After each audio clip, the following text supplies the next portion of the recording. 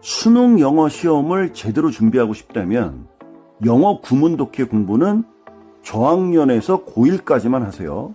그리고 고2, 고3 재수생들은 하나의 온전한 지문을 가지고 독해 공부를 하는 것이 굉장히 중요합니다.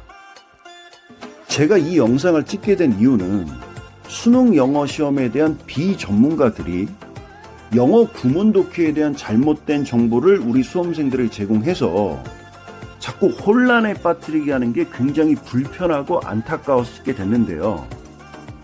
한번 생각해 봅시다. 수능 영어 독해에서 독해가 뭔지를 잘 생각해 보면 그 이유를 간단히 알 수 있을 거예요. 독해란 첫 번째 문장의 의미를 통해서 두 번째 문장의 해석과 의미를 파악하고, 그리고 첫 번째, 두 번째 문장의 의미를 통해서 세 번째 문장을 이해하는 것이 굉장히 중요하죠.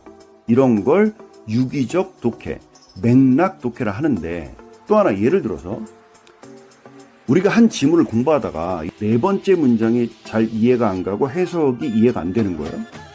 그럴 때는 우리가 종종 앞뒤 문장을 다시 한번 다 읽어보고, 즉 맥락을 통해서 그 네 번째 문장의 의미를 이해하면 이 문장이 이런 뜻이구나, 필자가 이 네 번째 문장을 얘기한 이유가 바로 이런 것이구나 하고 이해하게 되죠.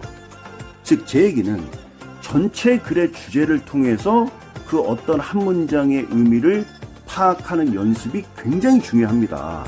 그래야 우리 수능 문제 순서 추론 문제 두 문제 나오고, 문장 삽입 유형, 결국 그것도 순서를 물어보는 문제죠. 두 문제 나오죠. 총 네 문제씩이 나와요. 그 전체 글의 흐름과 순서를 이해하는 것도 그 하나의 독해 공부를 통해서 저절로 해결되는 것이고, 그 다음 첫 번째 문장부터 마지막 문장까지 전체 글을 이해하는 연습을 해야 우리가 1분 30초에서 2분이라는 짧은 시간 내에 그 전체 지문을 제대로 이해해서 문제를 풀어낼 수 있겠죠. 즉 실전 수능 시험장에서. 때문에 구문 독해 공부는 저학년 때까지만 하시고, 고학년으로 올라가면 갈수록 구문 독해 공부 때려치시고, 물론 때려치려는 게 예를 들면 또 여기에 대해서 태클 거는 선생님들이 계실까봐 제가 한마디 덧붙일게요.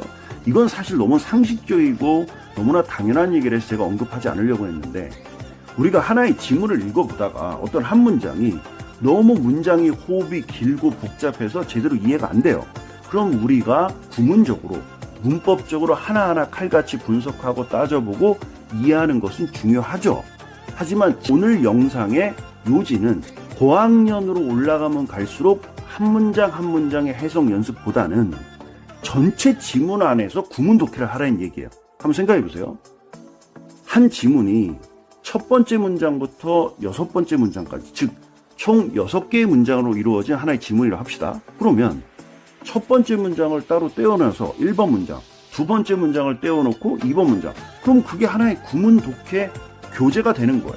그 한 문장 한 문장의 해석 연습을 하는 것이나 완전히 별개의 내용으로 이루어진 각각의 문장을 어떤 구문 독해 교재로 공부하는 것이나 뭐가 다르겠습니까?